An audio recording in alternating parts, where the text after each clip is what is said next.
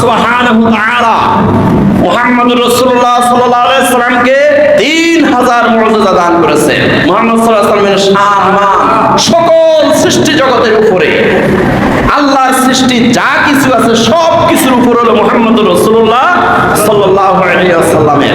প্যারা হাজরিন, আল্লাহ সুবহানাহু ওয়া তাআলা মুহাম্মদ সাল্লাল্লাহু আলাইহি ওয়াসাল্লামের জন্যই শুধু গনিমতের মাল হালাল করেছেন। আল্লাহ সুবহানাহু ওয়া তাআলা সমগ্র পৃথিবীটা মুহাম্মদ সাল্লাল্লাহু আলাইহি ওয়াসাল্লামের জন্য এবং মুহাম্মদ সাল্লাল্লাহু আলাইহি ওয়াসাল্লামের উম্মতের জন্য মসজিদ বানিয়ে দিয়েছেন। সুবহানাল্লাহ।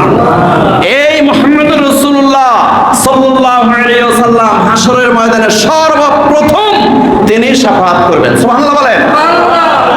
আল্লাহ পাক রব্বুল আলামিন বলেন, মাউযাল্লাযী ইয়াশফাউ ইনদাহু ইল্লা বিইজনি। সূরা বাকারা আয়াত 255। আল্লাহ রাব্বুল আলামিন বলতেছেন হাশরের ময়দানে তো ভয়াবহ হবে, সেখানে কে আছে শাফাআত করার মতো সাহস করা?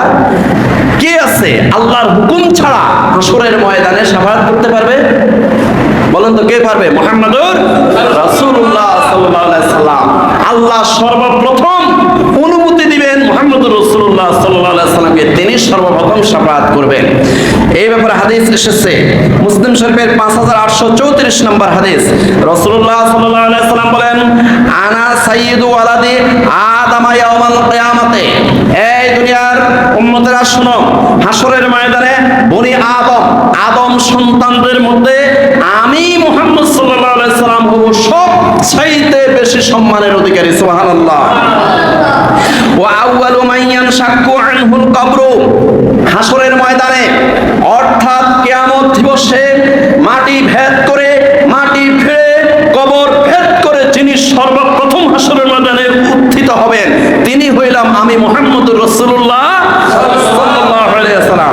ওয়া আউয়ালু শাফিঈন ওয়া আউয়ালু মুশাফফাঈন। হাশরের ময়দান যখন কায়েম হয়ে যাবে, আল্লাহ রাব্বুল আলামিন সর্বপ্রথম আমাকে শাফাআত করার জন্য অনুমতি দিবেন, আমি সর্বপ্রথম শাফাআতকারী হব। সুবহানাল্লাহ।